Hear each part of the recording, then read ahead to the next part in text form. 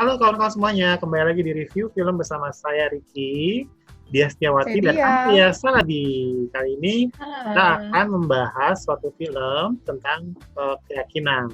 Dan sebelumnya kan kita ngebahas soal sex education ya. Dan sekarang kita akan mereview film Unorthodox yang posternya kayak gini nih. Nah, ngomong-ngomong Unorthodox, ini adalah miniseries dari original Netflix ya, dan diangkat dari novel yang merupakan memoir dari Deborah Feldman yang berjudul Unorthodox: The Scandalous Rejection of My Hasidic Roots. Film ini berbahasa Jerman, ada Inggrisnya juga, ada Yiddish-nya juga, dan teman-teman tuh bisa nonton dengan bahasa Indonesia. Dan dokumenter artis ini, dan lebih jelasnya, temanku ini Amalia Salabi akan menjelaskan lebih detail tentang Unorthodox. Silakan Amel. Ya, makasih Ricky. Halo semuanya teman-teman, makasih udah balik lagi ke channel ini untuk dengerin review kita. Mudah-mudahan teman-teman gak bosan.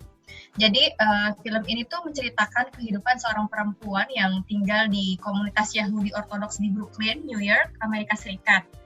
Perempuan itu namanya Esther atau dipanggilnya Esti. Dan Esti ini berasal dari keluarga menengah bawah. Dia tinggal bersama neneknya karena ibunya itu pergi, nanti diceritain kenapa dia pergi, dan ayahnya itu mabuk-mabukan. Nah, tradisi di komunitas mereka, perempuan yang sudah berusia 16 tahun atau sudah menstruasi, mereka ini harus menikah. Jadi harus gitu ya teman-teman, mereka nggak bisa nggak menikah gitu. Dan kenapa sih mereka harus menikah? Karena mereka ini mengemban misi untuk mengganti 6 juta nyawa orang Yahudi yang dibantai pada masa Nazi di Jerman. Jadi perempuan di komunitas ini tidak bisa memilih juga mereka mau apa dengan organ reproduksi mereka. Mereka harus menikah untuk bisa melahirkan anak-anak, dan mereka juga tidak sekolah di sekolah umum. Mereka tidak dipersiapkan untuk punya kemampuan bertahan hidup seperti kalau di sekolah umum kan kita diajarin juga untuk punya soft skill, untuk punya hard skill gitu. Nah, ini yang tidak didapatkan oleh perempuan-perempuan yang ada di komunitas Yahudi Ortodoks di Brooklyn. Nah, Esti ini ketika dia berusia 18 tahun, kalau nggak salah, dia menikah dengan laki-laki yang berasal dari keluarga yang ekonominya itu jauh lah ya di atas keluarganya Esti. Mereka juga kalau kita lihat dari scene-scene yang ditunjukkan itu menunjukkan kalau keluarga suaminya ini adalah keluarga yang cukup terpandang di komunitas itu. Nah, setelah proses berkenalan yang hanya sebentar itu, ta'arufnya ala Yahudi lah ya, Esti kemudian dipersiapkan dengan pendidikan seksual dan rumah tangga. Kalau menurut aku sih pendidikan seksual yang diberikan kepada Esti itu tidak cukup ya. Kalau mungkin teman-teman nggak tahu deh, Mbak Dia sama Ricky merasa nggak sih kalau pendidikan seks yang dikasih ke ke Esti ini sangat tidak cukup gitu. Terus iya, general banget. Iya, terus kita juga nggak tahu apakah cuma Esti atau cuma perempuan saja yang diberikan pendidikan seksual dan pendidikan pranikah gitu. Karena di film Unorthodox ini juga tidak dikasih tahu apakah suaminya diberikan pendidikan seksual dan rumah tangga juga gitu. Terus singkat cerita lah, setelah mereka menikah, suaminya Esti namanya Yanki, dia kesulitan untuk melakukan penetrasi. Terus ini yang membuat Esti selalu kesakitan setiap kali mencoba untuk intercourse, dan itu kesakitan itu tuh terus berulang sampai menjelang 1 tahun pernikahan mereka. Nah, kondisi ini tuh menurutku cukup emosional. Esti jadi membatin gitu sama dirinya sendiri karena si suaminya juga selalu cerita ke ibunya soal apa saja yang terjadi di dalam rumah tangga mereka, dan Esti juga merasa gagal sepertinya menjadi perempuan karena di 1 tahun pernikahan mereka belum juga punya anak. Nah, akhirnya di suatu malam ya mereka berhasil berhubungan seks, terus tidak lama kemudian Esti hamil. Cuman belum keburu ngasih tahu suaminya kalau Esti hamil. Ada tragedi di mana Yanki mengatakan dia mau cerai sama Esti gitu. Dia bilang kalau ibunya merasa Esti tidak pantas untuk dia, dan gue masih cukup muda kok buat bisa nikah lagi gitu. Ya itu juga kalau aku digituin aku juga pasti bakalan kabur sih ya dari rumah ya. Terus Esti murka lah ya mendengar suaminya itu ya brengsek kali gitu kan, udah hamil juga padahal kubang. Nah tapi karena saking murkanya gitu, Esti tidak memberitahu suaminya Nah, dia kabur, dia pergi ke Jerman, ke tempat ibu kandungnya, ini juga dengan bantuan guru les pianonya. Nah, di Jerman, Esti punya teman-teman baru, dia ketemu sama laki-laki tampan yang akhirnya bisa membuat dia merasakan bahwa, oh seks itu sebenarnya bikin enak-enak juga gitu ya, kenapa gue kemarin tersiksa gitu.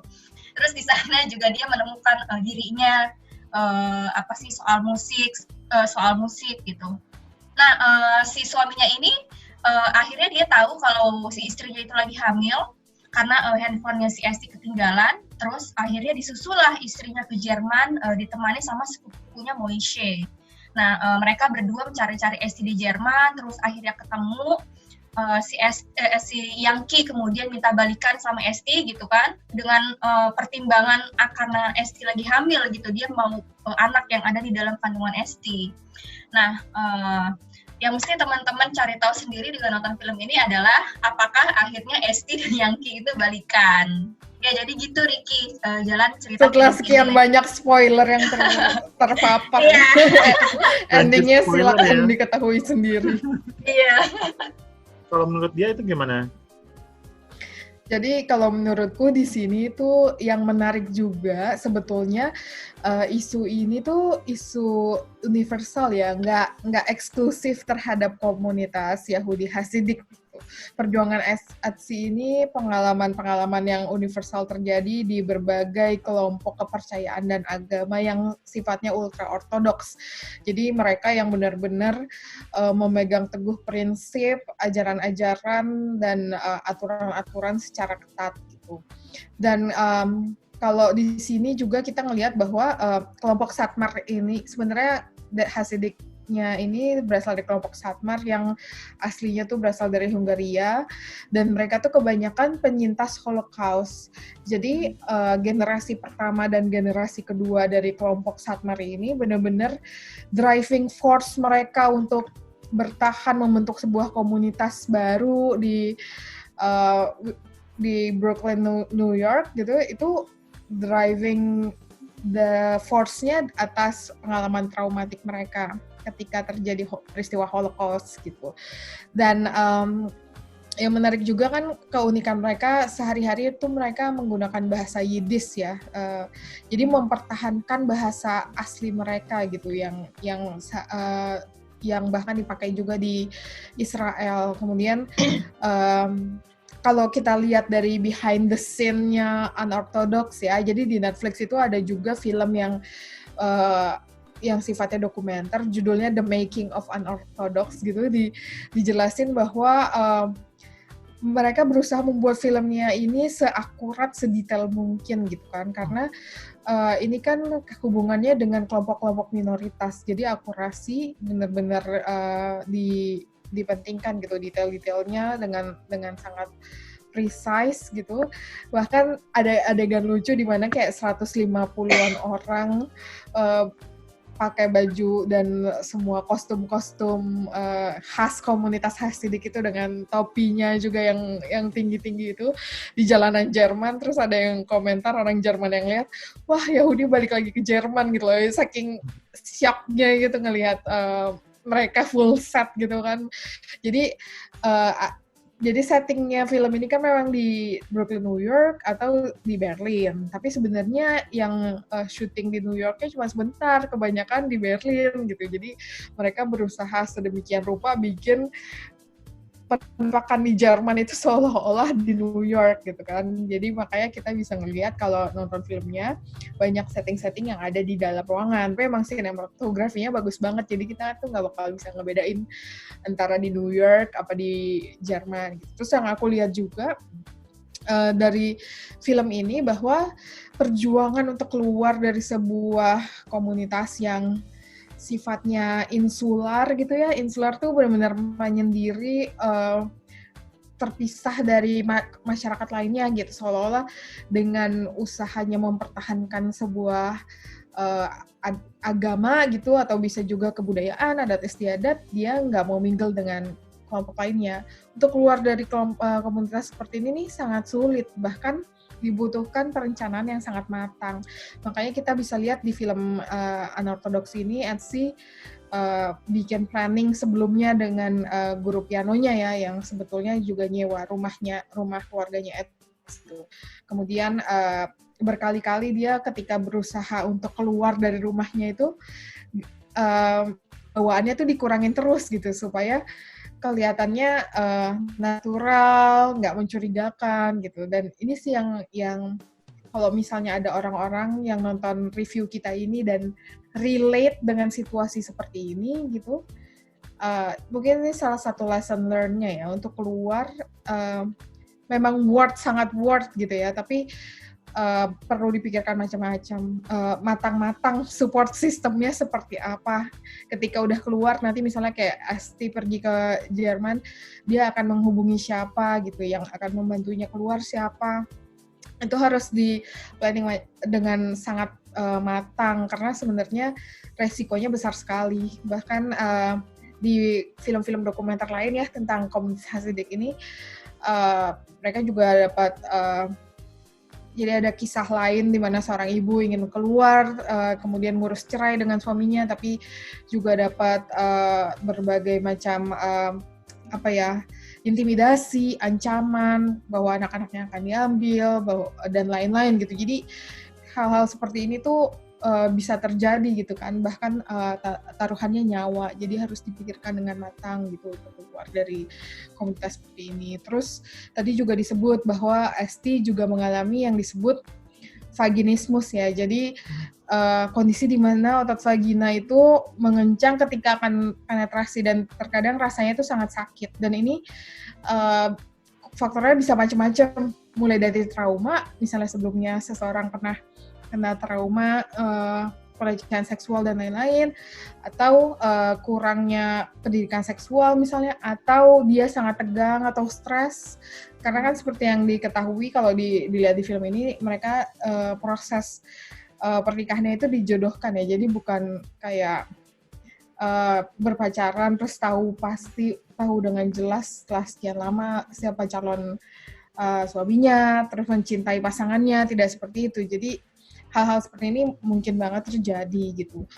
Kemudian yang menarik juga di sini bahwa film ini tuh sebenarnya bukan cuma sebuah proses individu keluar dari kelompoknya, tapi ketika Esti akhirnya kembali ke Jerman, itu seperti seseorang yang memiliki trauma, dan sebenarnya traumanya itu kolektif ya, karena kan genosida orang-orang Jerman terhadap kelompok Yahudi. Trauma kolektifnya ini dicoba disembuhkan dengan kembali ke epicentrum pusat terjadinya trauma itu. Dan yang jadi insight untuk aku itu kadang memang ketika kita memiliki trauma yang sedemikian besar, proses pemulihannya tidak dengan lari atau menghindari atau mengubur dalam-dalam apa yang terjadi gitu ya, tapi kembali lagi membayangkan peristiwa trauma itu atau bahkan kembali ke tempat kejadian trauma itu, kemudian menerimanya gitu, berdamai dengannya. Baru setelah kita berdamai, kita bisa memikirkan kita saat ini seperti apa, rencana survive seperti apa, kedepannya seperti apa gitu. Jadi kadang untuk penyembuhan trauma itu sifatnya seperti itu. Dan terakhir, yang sangat menarik dari film ini, ketika akhirnya dia pergi ke Jerman, itu kan kayak benar-benar dunia yang sangat berbeda dari dunianya yang tadinya sangat homogen, kemudian penuh dengan set seragam gitu ya, perempuan harus seperti ini, laki-laki seperti ini.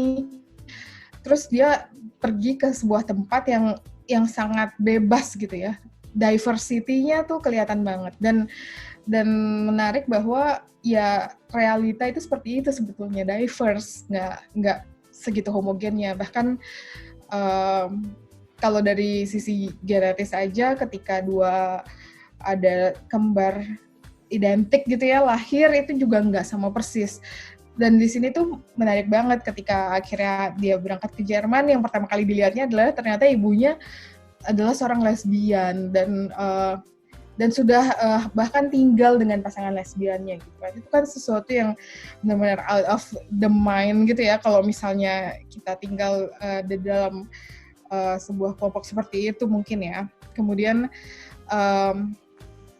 dia berusaha masuk sebuah akademi musik yang di dalamnya ada musisi-musisi yang sangat berbakat dari seluruh dunia gitu kan. Seorang Muslim misalnya bisa bermain bersama bahkan juga orang Kristen di dalam satu panggung yang sama dengan pelatihnya juga keturunan Timur Tengah gitu. Tidak mengenal batas, sekat gitu, dan juga digambarin gedung tempat akademi musiknya itu kan sangat strukturnya sangat modern, minimalis, hierarkinya rendah. Itu kelihatan dari arsitekturnya juga. Jadi bagiku tuh pembebasannya tuh dengan menerima diversity itu juga gitu.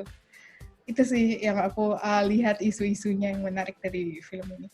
Ya, dan itu terasa banget ya shock culture dari si ST itu ya. Bagaimana dia yang tadinya nggak boleh nyanyi, perempuan tuh nggak boleh nyanyi, terus tiba-tiba ke tempat musik dan dia pengen ikut audisi, dia diberi kesempatan. Wah, dan dia bertemu sama temannya yang juga Yahudi. Dan dia diketahui dia adalah seorang Yahudi yang ultra gitu. Dan juga proses sinematografi itu aku paling suka di mana dia main ke pantai dan dia melepas wig-nya itu kayak proses pelepasan identitasnya gitu loh. Terus juga bagaimana tuh kayak dari kostum-kostumnya gitu. Pakaian S itu unik banget gitu loh. Kostum kayaknya filmnya memang detail gitu bagaimana si ST kalau keluar atau orang-orang Yahudi ultra ortodok ini menggunakan plastik atau dia menggunakan handphone yang tanpa sinyal internet supaya mereka tuh emang benar-benar terlepas dari tidak bisa keluar dari lingkungannya, mereka juga nggak bisa mengakses luar juga gitu, nggak bisa akses internet, makanya mereka bikin handphone khusus gitu.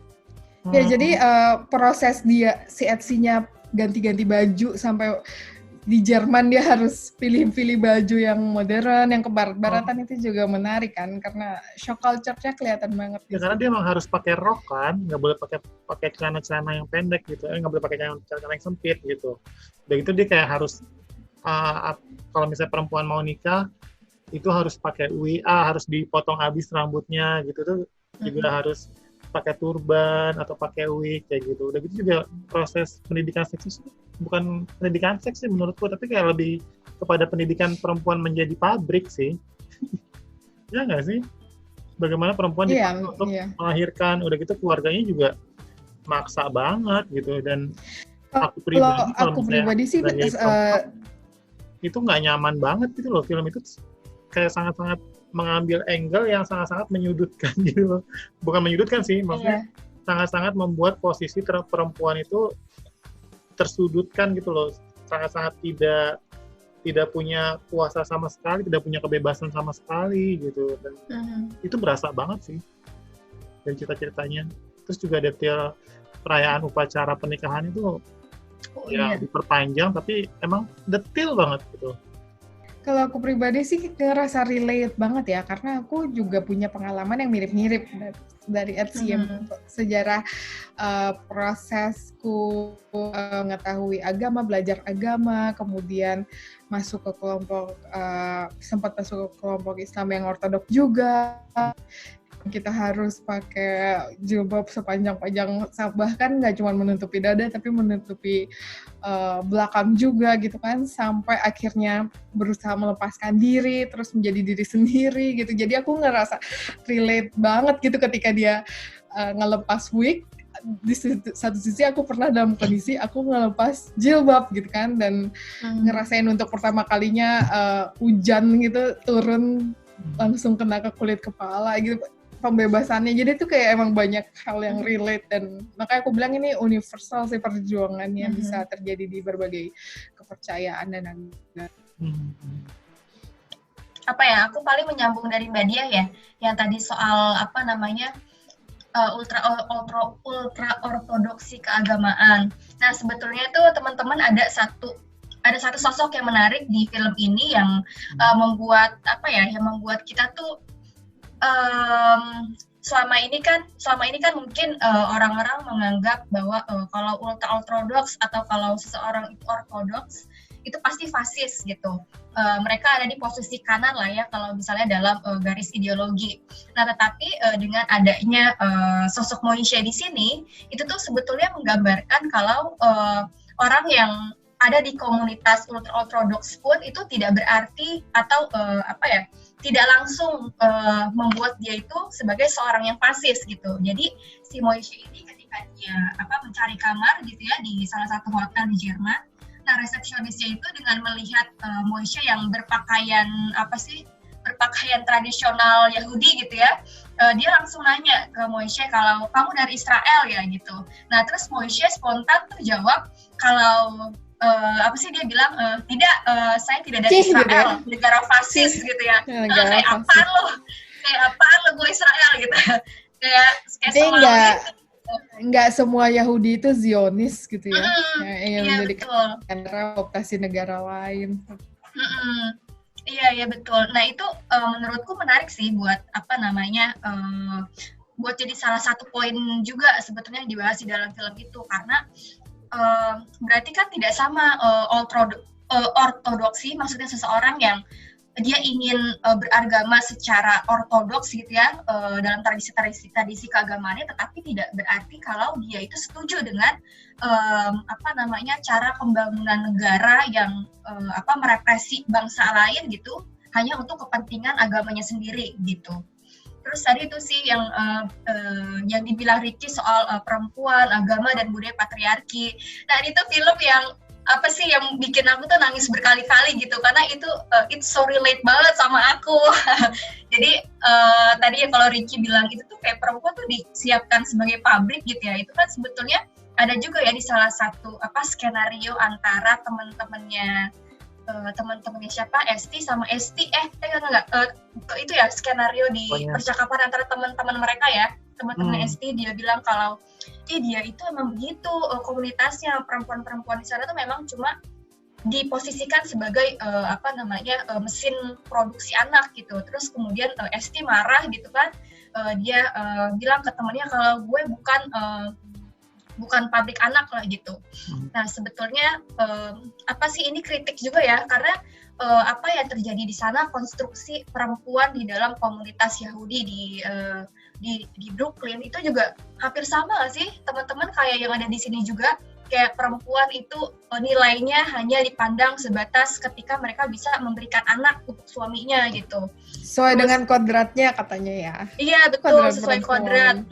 Terus jadi kalau misalnya kita nggak punya anak, kita bukan perempuan gitu. Nah itu aku juga rada takut gitu. tersudutkan gitu. Terus perempuan harus melayani suami. Itu menarik tuh Mbak, yang ketika mertuanya Esti datang ke rumahnya Esti, terus dia bilang si Estinya kemudian nanya kan, maksudmu aku memperlakukan suamiku seperti raja gitu kan. Terus kata mertuanya, ya seperti raja. Terus pas Esti nanya lagi, berarti aku ratunya gitu kan. Si mertuanya malah ketawa, ratunya ngarep banget loh, kayak gitu kan. Yang padahal kan sesama perempuan gitu, tapi dia sudah memposisikan perempuan tuh udah menerima saja gitu. Suami itu memang untuk dilayani segala sesuatunya gitu, lo mau atau mau, tidak suka atau tidak suka. Terus perempuan juga seperti menjadi milik keluarga suaminya setelah menikah. Terus yang tadi dibilang Ricky juga, kalau perempuan yang sudah menikah itu harus pakai wig. Nah itu kan sebetulnya kalau kita lihat, aku lagi concern juga baca-baca bukunya soal feminisme gitu ya. Terus buku-bukunya Fatimah Mernissi, bukunya Nawal El-Saadawi, itu kan memang ada banyak ajaran misoginisme yang diturunkan oleh Yahudi, dari Yahudi terus turun ke Kristen, dari Kristen turun ke Islam gitu. Itu ada tradisi-tradisi yang sebetulnya mesti bisa didekonstruksi ya. Ada benang merah. Kayak misalnya tadi, betul. Seperti misalnya rambut itu sebagai dosa perempuan, dan ketika dia nikah, dia harus meluruhkan dosanya dengan menggunduli rambutnya gitu. Terus itu juga yang ketika perempuan itu lagi menstruasi, perempuan ini harus apa sih nggak boleh satu tempat tidur kan sama suaminya ya. Mungkin teman-teman juga udah pada banyak yang dengar kalau darah menstruasi itu dinilai sebagai sesuatu yang sangat kotor gitu. Jadi perempuan yang sedang menstruasi itu harus lo jauhkan deh, lo jangan deket-deket sama istri lo ketika lagi menstruasi. Nah ini juga yang masih ada digambarkan di film Unorthodox. Ya paling itu dulu ya Ki dari aku. Banyak sih yang menarik menurutku dari yang bikin bukunya Yuval Noah Harari ya. Dia juga pernah bahas tentang bagaimana misalnya laki-laki itu belum ada penjelasan yang jelas kenapa laki-laki bisa segitu, atau patriarki melalui laki-laki bisa segitu merebaknya di seluruh dunia dari masa ke masa gitu kan. Bahkan membangun konstruksi agama sendiri itu kan sangat banyak aturan-aturannya sangat maskulin gitu ya. Padahal di satu sisi perempuan juga segitu berdayanya gitu kan. Cuman aku jadi kepikiran buku tentang Sapiens itu karena dia bilang bahwa salah satu yang mungkin benar ya masih jadi perdebatan, tapi bahwa laki-laki itu punya sense of sosial lebih tinggi gitu. Jadi dia nggak gampang terlalu curiga sama orang lain gitu kan, karena untuk membangun sebuah bangsa gitu kan, kalau untuk ngatur 10 orang fine gitu kan, kita meriksa dengan benar-benar detail gitu kan, kita benar-benar bondingnya ketat gitu kan. Kalau perempuan kan bondingnya harus benar-benar dari hati ke hati gitu ya. Kalau laki-laki nggak terlalu mikirin itu gitu. Kalau enggak dia nggak bakal bisa ngatur 100.000 orang, 1 juta orang gitu kan. Jadi dia yang bisa lebih banyak ekspansi keluar, dan jadi perempuan akhirnya dapat peran-peran yang domestik aja gitu. Itu enggak, aku juga mikirnya jangan-jangan bukan cuma karena agama, tapi emang kayak hal yang seperti ini nih dari awalnya yang bisa akhirnya bisa bikin kebudayaan juga gitu. Bayangin tadi per hari ini aja aku juga sempat ikut kayak semacam seminar tentang rumah tangga gitu ya. Ternyata salah satu ininya nasihatnya itu ya perempuan harus bisa ngertiin suami gitu kan, dan yang ngerjain bahkan narasumbernya yang seorang yang sudah cukup mapan gitu ya, yang karirnya juga sudah cukup tinggi, tapi dalam rumah tangganya yang ngerjain semua urusan domestik tuh dia, karena dia percaya sama ajaran doktrin dari orang tuanya bahwa laki-laki nggak boleh megang sapu, nggak boleh masuk dapur dan lain-lain. Dia emang nggak ngajarin kita spesifik harus kayak gitu sih, cuman aku kayak wow segitunya ya gitu kan. Jadi ya ini sih konstruksi ini sih yang tadi Amel bilang patriarkis, misoginis ini yang akhirnya berkembang sedemikian rupa gitu, masuk ke semua struktur tatanan masyarakat di dalam agama, budaya dan lain-lain, yang bikin peran perempuan tuh kayak jatuhnya ranah domestik aja dan sangat sempit. Itu yang aku sayangkan. Itu penasehat rumah tangga ya Mbak Di yang ngomongnya kayak gitu ya? Artinya ya, jadi kalau yang aku tangkap tadi itu kalau misalnya ada sejenis ketidakcocokan juga misalnya dengan suami, itu kayak ditahan dulu, iyain dulu gitu kan, misalnya cari waktu yang lebih tepat untuk bisa komunikasi lebih baik gitu, supaya suami ngelihat dari sudut pandang kita.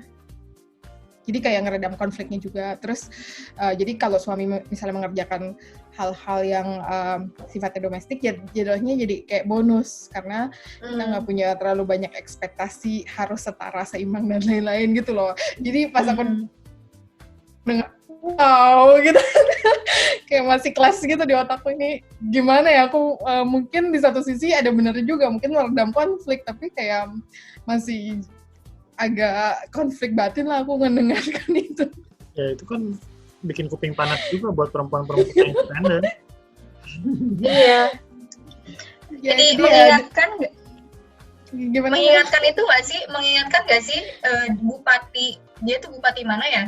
Hengki Kurniawan ya, yang bikin di daerah dia itu kan ada tingkat perceraian itu tinggi. Nah, solusinya dia menerapkan adanya sekolah ibu bagi perempuan rumah tangga supaya mereka itu, maksudnya supaya mereka behave lah gitu kan. Tapi ada nggak sih di film ini yang menunjukkan bahwa laki-laki juga menjadi korban gitu dari sistem yang unorthodox ini?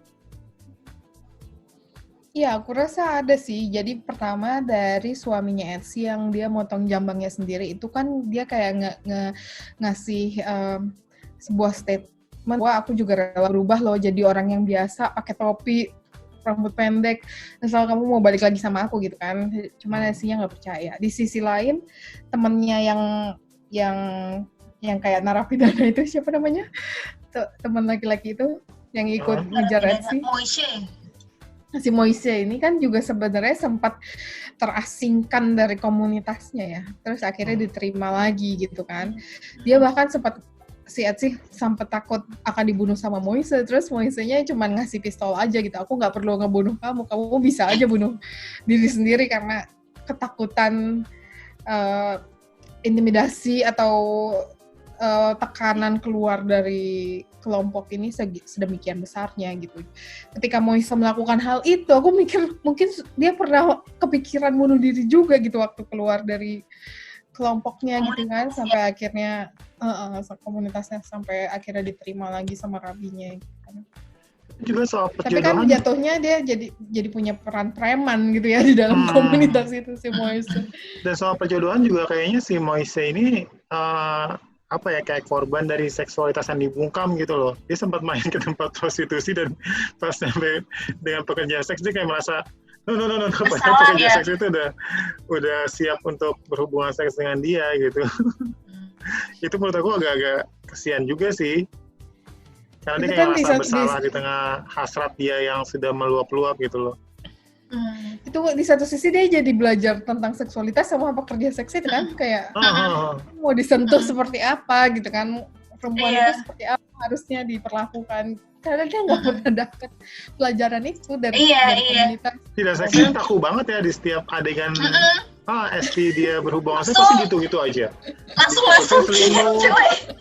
Ya nggak sih? Misionaris pose. Sakit dong.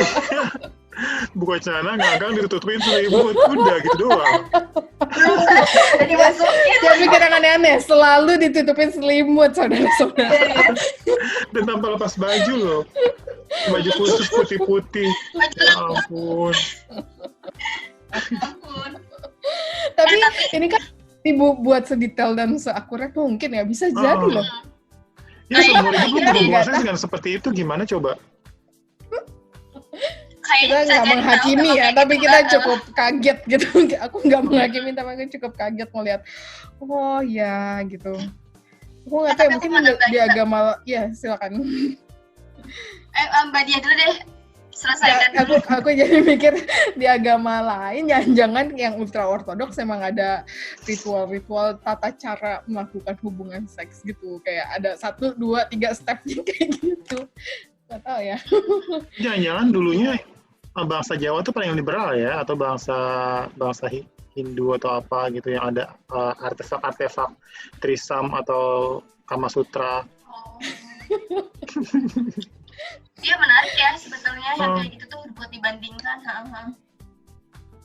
Ya, aku mau itu sih. Jadi komunitas mereka kan sebetulnya tuh memang dia sangat restriktif terhadap perempuan ya, tapi digambarkan juga kan di film ini kalau komunitas itu tuh juga menjaga komunitasnya gitu loh Mbak Di.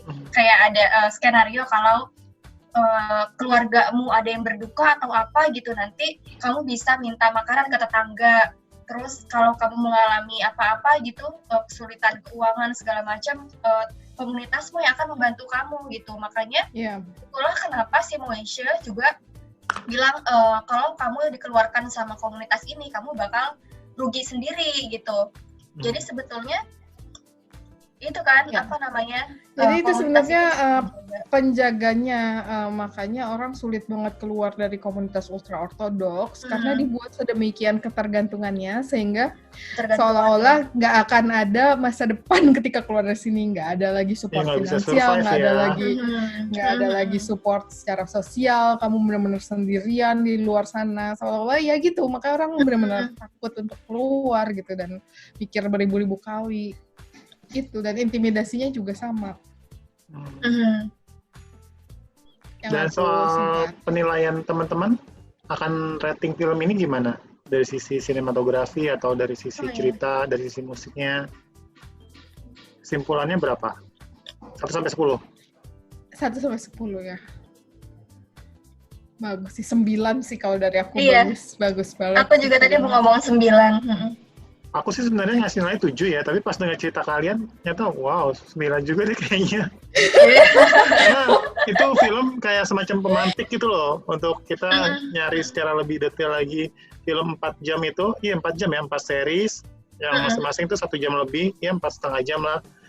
Itu jadi kayak pemantik buat ke isu yang lebih global, lebih diversity. Jadi emang kalau awal-awal kita lihat agak boring ya, kayaknya ini lama gitu kan, settingnya itu aja juga, terus kayak aduh ngantuk gitu kan, tapi emang banyak sisi ininya, aku bilang bukan gerakan individu tapi bisa gerakan kolektif juga, karena sekarang itu banyak anak muda Yahudi dari berbagai penjuru dunia, bahkan termasuk dari Israel yang balik lagi ke Jerman, ke Berlin gitu untuk mencari penghidupan dan lain-lain. Jadi ini yang kayak aku bilang dari gerakan individu, jadi sebenarnya penggambaran gerakan kolektif juga untuk menghadapi trauma kolektifnya mereka gitu. Jadi itu sih benarnya.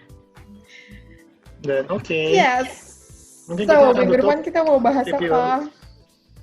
Apa ya? Sebelum kita Money tutup. Heist. Kayak Money Heist dulu ya. Ya boleh seru tuh. Sip.